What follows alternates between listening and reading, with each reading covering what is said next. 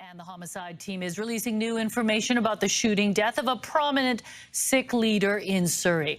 Hardeep Singh Nijar was gunned down in the parking lot of Guru Nanak Gurdwara on June 18th. Two masked suspects were spotted running away through... On June 18th, 2023, in Surrey, British Columbia, Canada, Hardeep Singh Nijar, the leader of the Guru Nanak Sikh Gurudwara, was shot and killed by unknown assailants in the temple's parking lot. 3 months later, on September 18th, Canadian Prime Minister Justin Trudeau publicly accused the Indian government of orchestrating the assassination. Credible allegations of a potential link between agents of the government of India and the killing of a Canadian citizen, Hardeep Singh Nijar. The accusation sparked a major diplomatic standoff between India and Canada. India categorically denied any involvement, but the fallout was immediate. Both countries recalled their diplomats, and multiple expulsions followed on both sides. The incident became a global news story, igniting tensions that stretched far beyond the borders of the two nations. But why did the killing of a Sikh religious leader trigger such an international crisis? Because Hardeep Singh Nijar wasn't just a religious leader. He had a history. Born on October 11th, 1977 in Punjab, India, Nijar became involved in the Sikh militant movement. In 1995, Indian authorities arrested him for his suspected links to the masterminds behind the assassination of Punjab's chief minister that same year. However, when Nijar moved to Canada in 1997, he withheld this information from immigration authorities.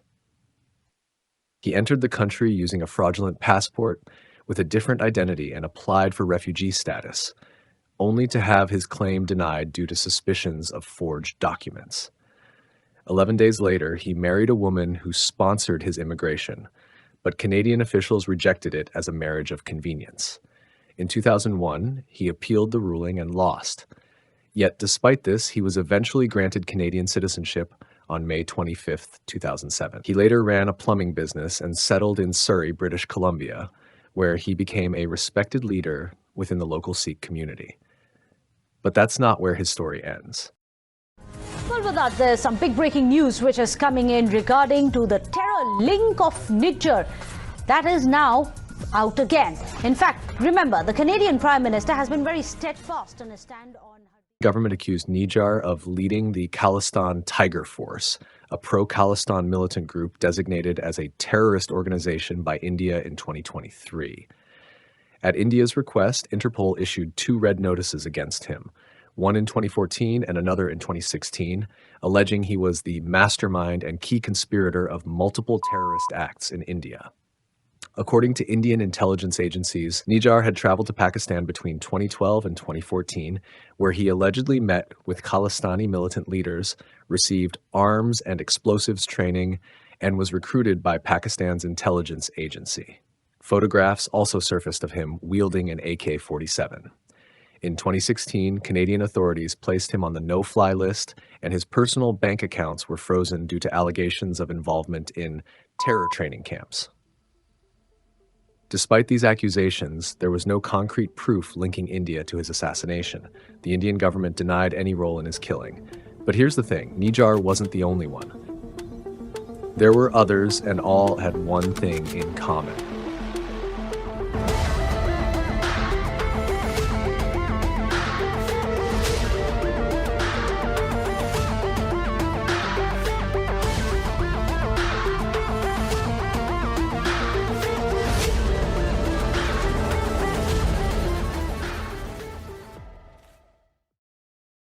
In May 2023, Paramjit Singh Panjwar, the chief of the Khalistan Commando Force, was assassinated in Lahore, Pakistan.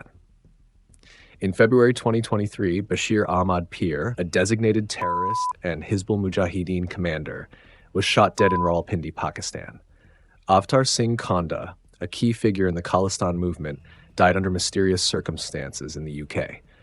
Gurpatwant Singh Panun, a vocal pro-Khalistan activist, alleged that he survived an assassination attempt in the United States. These are just a few names from a much longer list. These incidents have raised allegations of targeted killings orchestrated by Indian intelligence agencies. You're probably familiar with the well-known CIA of the United States, MI6 of the United Kingdom, and even Israel's Mossad. Intelligence and espionage have long been popular themes in movies and TV shows, giving most people a basic understanding of these agencies. But what about India? When it comes to discussions on intelligence capabilities, India often seems to be rarely discussed. In this video, we'll take a deep dive into India's intelligence operations and uncover what makes them unique. Before we get started, I want to mention that some aspects of India's intelligence are closely linked to the military and other security forces. I've already made separate videos on India's special forces and paramilitary units, so be sure to check those out for a deeper understanding. Also, there could be some things that I might get wrong, so if you find something incorrect or missing, be sure to comment down below. The Intelligence Organizations Restriction of Rights Act, introduced in 1985, formally defines India's intelligence agencies and grants the government the authority to confer special powers upon them.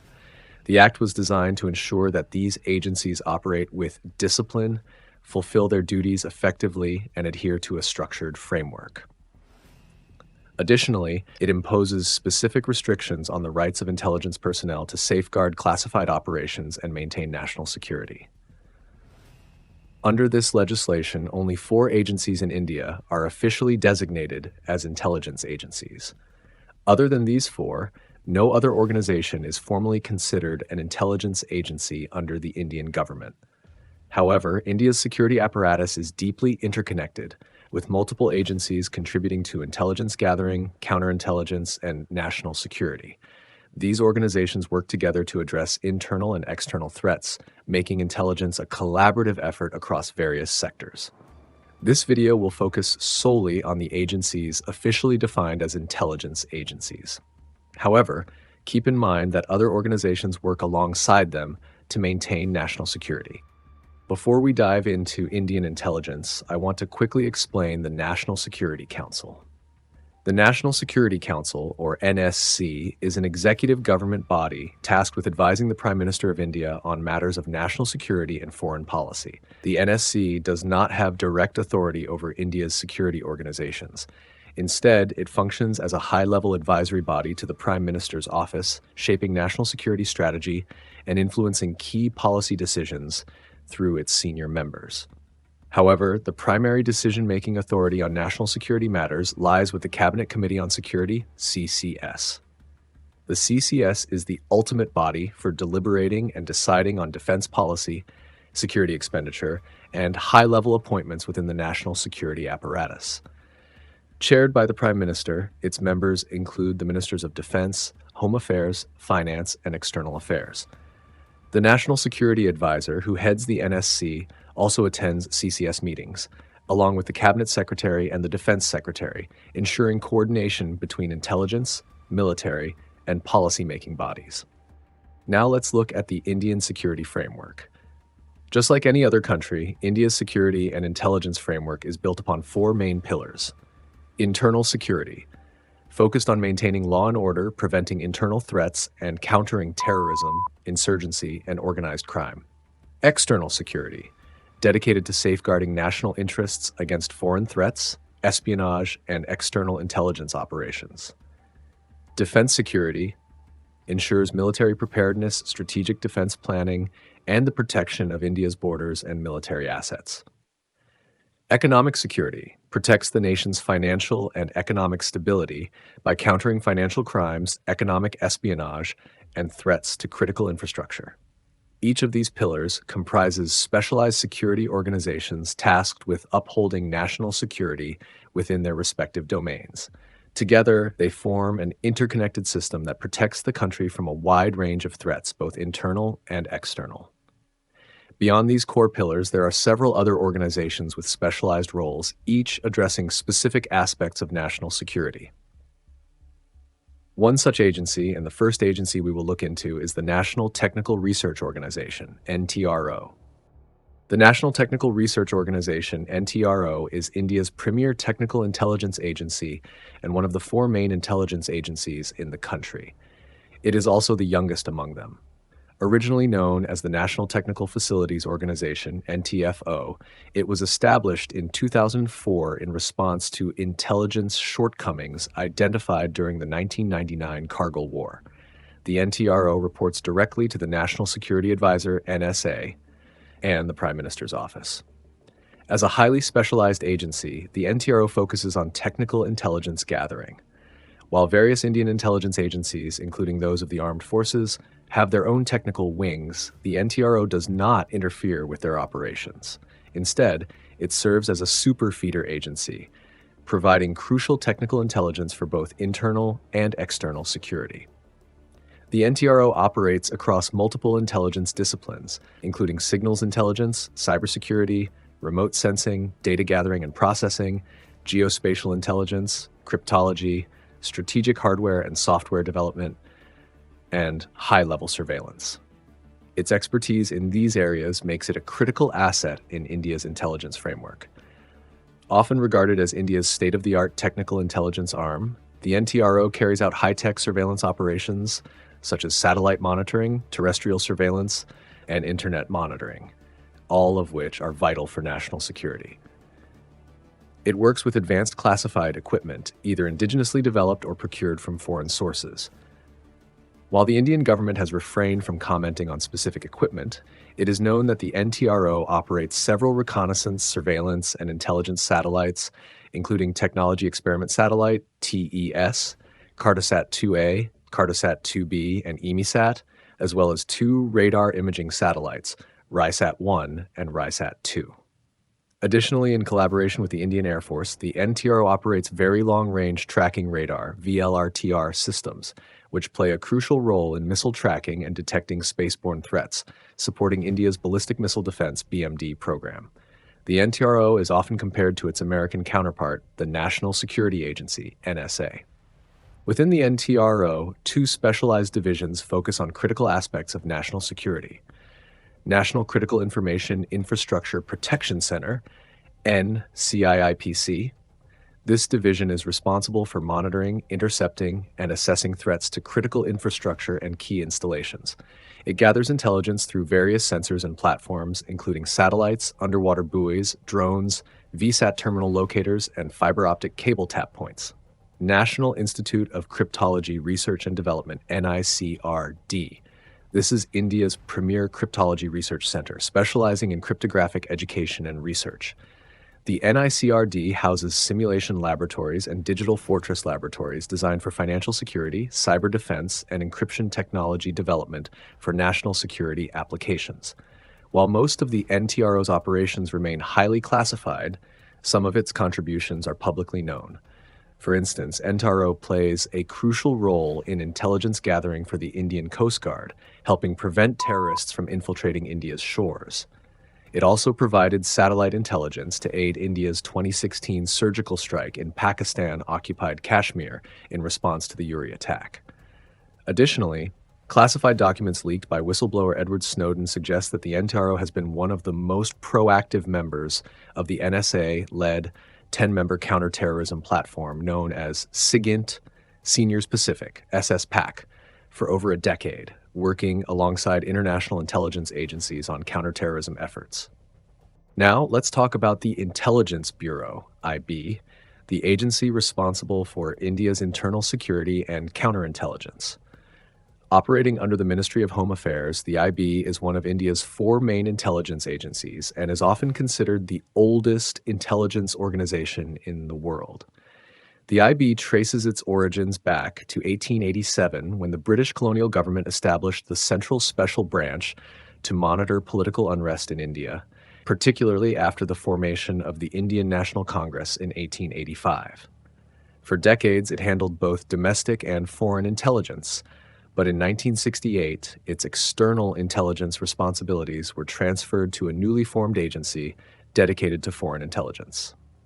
Since then, the IB has focused primarily on domestic intelligence, counterintelligence, and internal security. Although the IB operates under the Ministry of Home Affairs, its director is a key member of the Joint Intelligence Committee, JIC, and the Steering Committee, and has the authority to brief the Prime Minister when necessary. The IB functions at both national and state levels, with state special bureaus operating in individual states. These bureaus report to a central intelligence officer who serves as the intelligence advisor to the state's governor. The IB's operations are shrouded in secrecy. Its agents gather intelligence, conduct counterintelligence operations, and engage in counterterrorism efforts. While most IB officers are drawn from law enforcement agencies, primarily the Indian Police Service, the Bureau also collaborates with other intelligence organizations and law enforcement bodies. The nature of its work is so secretive that even the families of IB officers often remain unaware of their assignments. Though the IB rarely interacts with the public, it plays a crucial role in intelligence sharing among various Indian security agencies and law enforcement bodies. On rare occasions, IB officers engage with the media during national crises. The agency is rumored to intercept and inspect around 6,000 letters daily and is believed to operate an email surveillance system similar to the FBI's Carnivore system. The Bureau also has the authority to conduct wiretapping without a warrant. Despite its extensive intelligence gathering network, the IB faced severe criticism following the 2008 Mumbai attacks. Although the agency had issued warnings about a possible attack, intelligence failures and lapses in coordination led to widespread condemnation. The backlash was so intense that the government considered dismissing top intelligence officials. Since then, the IB has undergone significant reforms. One of the most notable changes was the cessation of internal political surveillance. The agency has also expanded its infrastructure, increased recruitment, and modernized its intelligence gathering capabilities. As a result, India has seen a sharp decline in major terrorist attacks compared to the earlier years. Additionally, the IB has made substantial progress in counterintelligence operations, strengthening India's internal security apparatus. Now let's dive into the juicy part, India's external and foreign intelligence operations and how they function. The Research and Analysis Wing, RNAW, or simply RAW, is India's foreign intelligence agency and one of the country's 4 major intelligence organizations. Unlike domestic intelligence, RAW focuses on gathering intelligence abroad, conducting covert operations, and shaping foreign policy in India's interest. The head of RAW is designated as the secretary in the Cabinet Secretariat and operates under the direct authority of the Prime Minister, without parliamentary oversight. The Secretary reports to the National Security Advisor, NSA, on a daily basis, making RAW one of the most secretive agencies in India. Before RAW's creation, overseas intelligence was handled by the Intelligence Bureau, IB, which was established by the British. However, after the 1962 Sino-Indian War and the 1965 Indo-Pakistani War, it became clear that India lacked dedicated foreign intelligence capabilities. Recognizing this gap, Prime Minister Indira Gandhi's administration established RAW in 1968. The blueprint for RAW was drawn up by R.N. Kao, then Deputy Director of IB and one of India's most respected intelligence officers. Kao was appointed as RAW's first chief, and the agency started as a small wing of the IB with just 250 personnel. From the beginning, RAW faced criticism for its secrecy. Since the agency reports only to the Prime Minister with no parliamentary oversight, many feared it could turn into an Indian version of the KGB, powerful yet unaccountable. RAW's exact budget, manpower, and operational details remain classified, but its role in India's national security is undeniable. As India's primary foreign intelligence agency, RAW is responsible for gathering strategic intelligence from other countries, conducting counterintelligence to neutralize espionage threats, and executing undercover operations that involve infiltrating foreign governments, terrorist networks, and intelligence agencies. The agency also closely monitors political, military, economic, and scientific developments worldwide, ensuring that India remains ahead of potential security risks. Beyond intelligence gathering, RAW is believed to engage in shaping international public perception, influencing foreign governments, and conducting covert operations to safeguard India's national interests. Additionally, it plays a crucial role in anti-terror operations, working to identify and neutralize elements that pose a threat to India. While RAW's internal structure is highly classified, it is speculated to be organized into multiple regional desks, each focused on a specific part of the world. while a domestic desk also exists to coordinate with IB and other agencies when necessary. RAW also has 10 field formations all over India, known as special bureaus. These bureaus have an area of responsibility targeted towards the countries that share land border with India. In addition to these geographical desks, RAW is believed to have an electronics and technical desk specializing in electronic surveillance, cyber intelligence, and other technical operations, making use of modern technology to enhance India's intelligence capabilities. Each desk is led by a desk officer, usually the most senior field officer in that region, who compiles intelligence from field officers and deputy field officers. This information is then passed up the chain of command before reaching the Prime Minister. Though most of RAW's internal divisions remain secret, a few of its child agencies are publicly known. One such agency is the Electronics and Technical Services ETS, which specializes in electronic intelligence. Believed to have been established in the mid-1980s, ETS operates in deep secrecy, and little is known about its specific functions. However, it is widely assumed to be responsible for electronic surveillance, cyber intelligence, and intercepting foreign communications. Another key agency under RAW is the Radio Research Center, RRC, which serves as India's premier communication and signal intelligence agency. The RRC plays a crucial role in secure communication between Indian embassies abroad, ensuring that diplomatic messages remain protected. It is also responsible for transmitting encrypted codes to agents stationed in foreign countries, while simultaneously intercepting fixed-line and wireless communications that may be of interest to India's intelligence apparatus. Beyond these technical intelligence divisions, RAW is also believed to have a dedicated special operations division, tasked with handling covert operations and espionage. This division reportedly carries out high-risk missions, including sabotage, psychological warfare, and deep cover infiltration, all in the interest of securing India's national objectives. While the specifics of its operations remain classified, its role in India's external security landscape is widely acknowledged. Now, the reason RAW is rarely known internationally, like CIA, MI6, or Mossad, is because most of the time, RAW spends its efforts dealing with neighbors such as Pakistan and China. Additionally, the recent civil war in Myanmar and the violent political uprising and government change in Bangladesh have made their hands even fuller. Throughout history, RAW has been very involved in many significant activities. From the liberation of Bangladesh, where they trained the Bangladeshi Liberation Forces, to India's nuclear program, RAW has played an essential role. RAW provided intelligence to Western nations after the 9/11 attacks. Recently, RAW has been in the spotlight for a different reason: its alleged involvement in targeted assassinations of Khalistani and Pakistani terrorists. On November 23, 2023, the Financial Times reported that the United States had foiled a plot to assassinate a Sikh separatist on American soil. This alleged operation coincided with the June 18, 2023, killing of Hardeep Singh Nijar in Surrey, British Columbia, an incident also linked to RAW.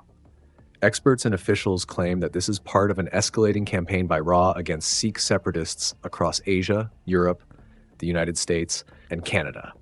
In 2024, The Guardian alleged that India was involved in over 20 assassinations in Pakistan since 2020.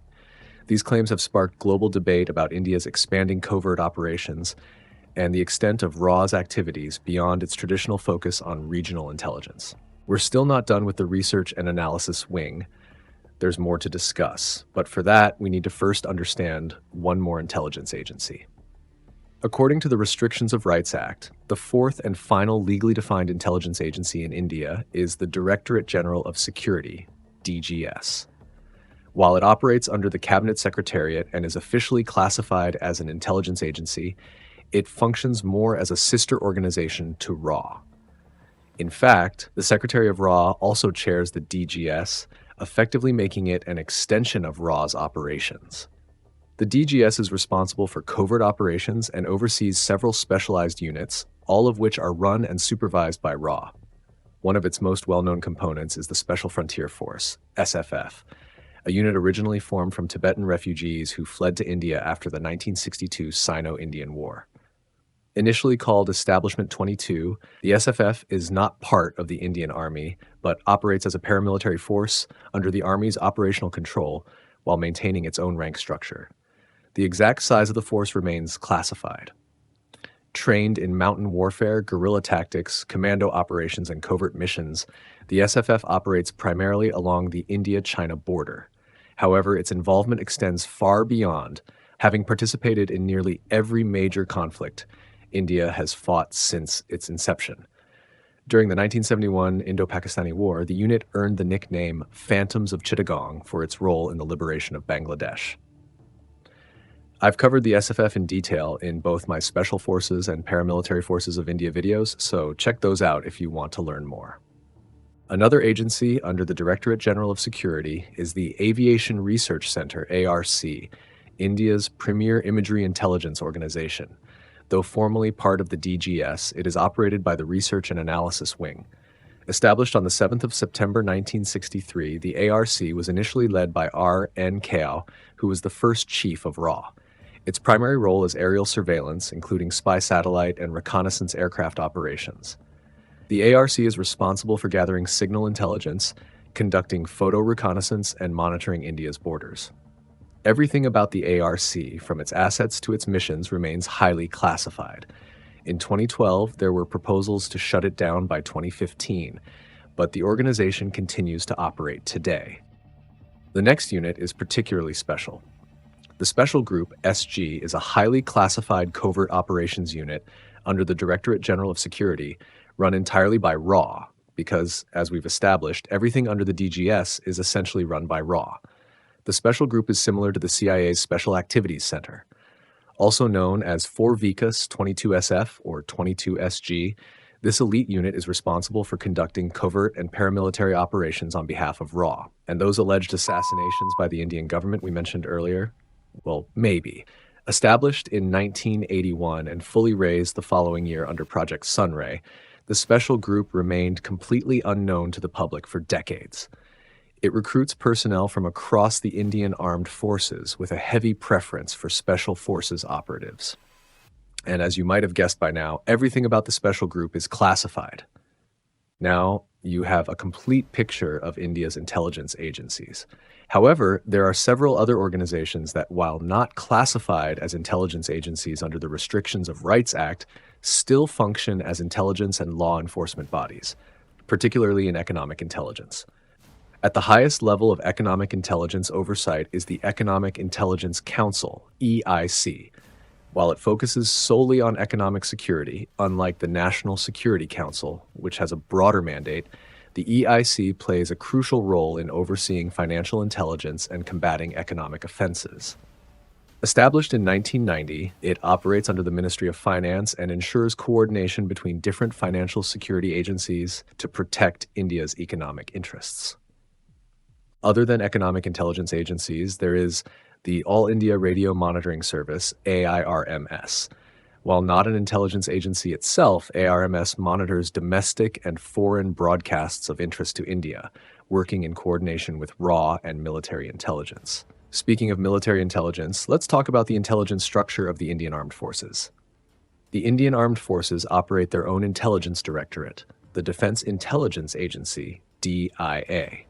Established in 2002, the DIA is responsible for providing and coordinating military intelligence for the Indian Armed Forces and operates under the Ministry of Defense. The Director General of the DIA leads the agency and serves as the principal intelligence advisor to the Minister of Defense and the Chief of Defense Staff. As the central agency for defense-related intelligence, the DIA is distinct from other Indian intelligence agencies handling internal and external security. It oversees key technical intelligence assets, including the Directorate of Signals Intelligence, a tri-service agency that handles signals intelligence and is responsible for intercepting and decrypting enemy communications. The Defense Image Processing and Analysis Center, DIPAC, which manages India's satellite-based imagery intelligence capabilities. The Defense Information Warfare Agency, DWA, which conducts classified operations in cyber warfare, psychological operations, electronic intercepts, and the monitoring of sound waves. Beyond the DIA, Another key defense intelligence agency under the Ministry of Defense is the Joint Cipher Bureau, JCB. The JCB is responsible for signals intelligence, cryptanalysis, and securing military communications. It works closely with the Intelligence Bureau, IB, and RAW, and provides communication security for the Defense Research and Development Organization, DRDO. Most of its operations remain classified. While the DIA serves as the overarching intelligence organization for the entire Indian Armed Forces, each branch of the military has its own intelligence directorate, which operates under the DIA's oversight. Directorate of Military Intelligence, the intelligence arm of the Indian Army. Directorate of Naval Intelligence, the intelligence arm of the Indian Navy. Directorate of Air Intelligence, the intelligence arm of the Indian Air Force. Each is responsible for all intelligence matters related to its respective branch. We've covered just about everything on Indian intelligence, but remember, there are other organizations out there. Maybe one day I'll make a video diving into India's law enforcement agencies as well. If you enjoyed this video, don't forget to hit the like button, and if you haven't subscribed yet, I'd really appreciate it if you did. If I missed anything, let me know in the comments, and feel free to suggest topics for future videos. I hope you learned something today, and I'll see you in the next one.